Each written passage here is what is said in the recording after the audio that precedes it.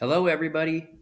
I wanted to start a read aloud with you today, and for our read aloud, I wanted to read Charlotte's Web. I know many of you have read it already, but I think this is a great book to read together. And if you have a copy, which you probably do from last year, or you might be able to borrow a copy from someone, you could read along with me or just listen. So, like I said, today we're going to read pages 1 through 7, basically chapter 1 of Charlotte's Web. It's by E.B. White.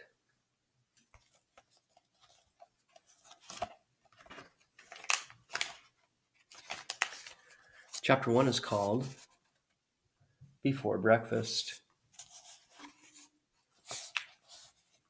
"Where's Papa going with that axe?" said Fern to her mother as they were setting the table for breakfast.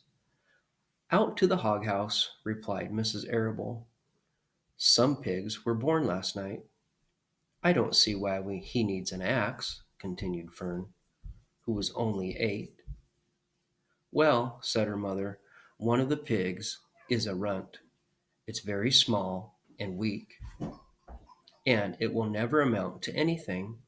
So your father has decided to do away with it." "Do away with it?" shrieked Fern. "You mean kill it? Just because it's smaller than the others?" Mrs. Arable put a pitcher of cream on the table. "Don't yell, Fern," she said. "Your father is right. The pig would probably die anyway." Fern pushed a chair out of the way and ran outdoors. The grass was wet and the earth smelled of springtime. Fern's sneakers were sopping by the time she caught up with her father.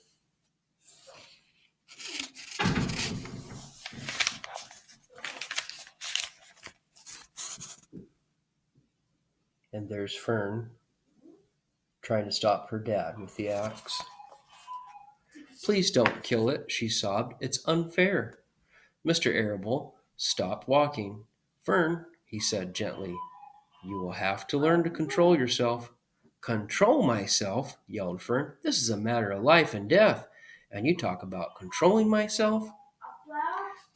Tears ran down her cheeks, and she took hold of the axe and tried to pull it out of her father's hand. "Fern," said Mr. Arable, "I know more about raising a litter of pigs than you do. A weakling makes trouble. Now run along." "But it's unfair," cried Fern. "The pig couldn't help being born small, could it? If I had been very small at birth, would you have killed me?" Mr. Arable smiled. "Certainly not," he said, looking down at his daughter with love. "But this is different. A little girl is one thing, a little runty pig is another." "I see no difference," replied Fern, still hanging on to the axe. "This is the most terrible case of injustice I've ever heard of." A queer look came over John Arable's face. He seemed almost ready to cry himself. "All right," he said. "You go back to the house, and I'll bring the runt when I come in. I'll, I'll let you start it on a bottle, like a baby. Then you'll see what trouble a pig can be." When Mr. Arable returned to the house half an hour later, he carried a carton under his arm. Fern was upstairs changing her sneakers. The kitchen table was set for breakfast, and the room smelled of coffee, bacon, damp plaster, and wood smoke from the stove. "Put it on her chair," said Mrs. Arable. Mr. Arable set the carton down at Fern's place. Then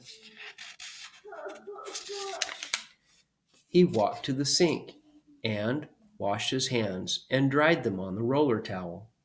Fern came slowly down the stairs. Her eyes were red from crying. As she approached her chair, the carton wobbled, and there was a scratching noise. Fern looked at her father. Then she lifted the lid of the carton. There, inside, looking up at her, was the newborn pig. It was a white one. The morning light shone through its ears, turning them pink. "He's yours," said Mr. Arable, "saved from an untimely death, and may the good Lord forgive me for this foolishness." Fern couldn't take her eyes off that tiny pig. "Oh," she whispered, "look at him. He's absolutely perfect." She closed the carton carefully. First, She kissed her father, then she kissed her mother, then she opened the lid again, lifted the pig out, and held it against her cheek. At this moment, her brother Avery came into the room. Avery was 10.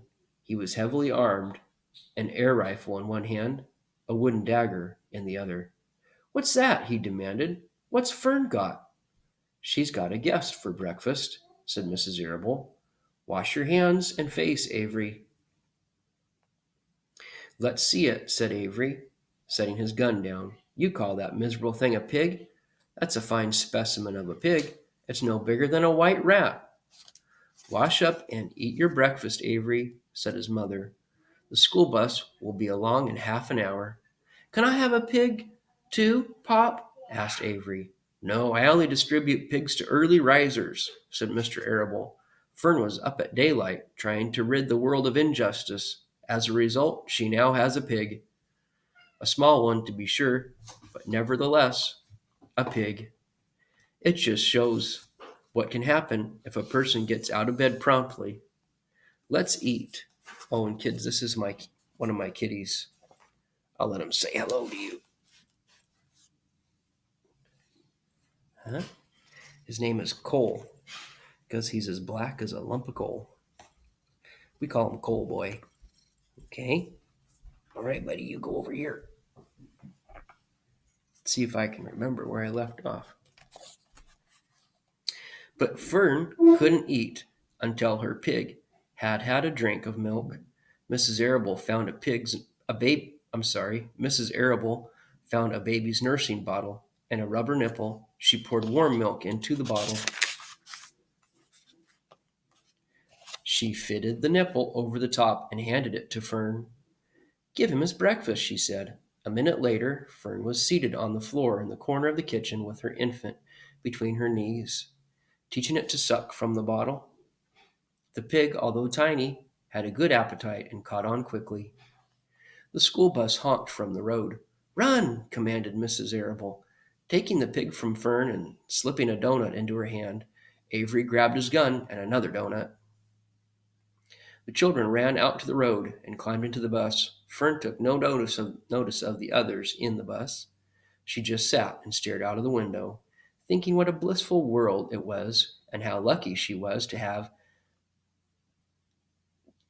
entire charge of a pig. By the time the bus reached school, Fern had named her pet, selecting the most beautiful name she could think of. "Its name is Wilbur," she whispered to himself. She was still thinking about the pig when the teacher said, "Fern, what is the capital of Pennsylvania?" "Wilbur," replied Fern, dreamily. The pupils giggled. Fern blushed. Now, the word pupils is kind of an old-fashioned way to say student. So the students giggled, Fern blushed, or in this case, the pupils giggled, and Fern blushed. So that is our first chapter of Charlotte's Web, to be continued. I hope you have a great day. And kids, if you're having any kind of troubles getting online with anything or any kind of technology or any questions at all, please message me on Class Dojo. And I hope to post this video this afternoon. You'll see it, I'm sure. I'll talk to you later. Goodbye.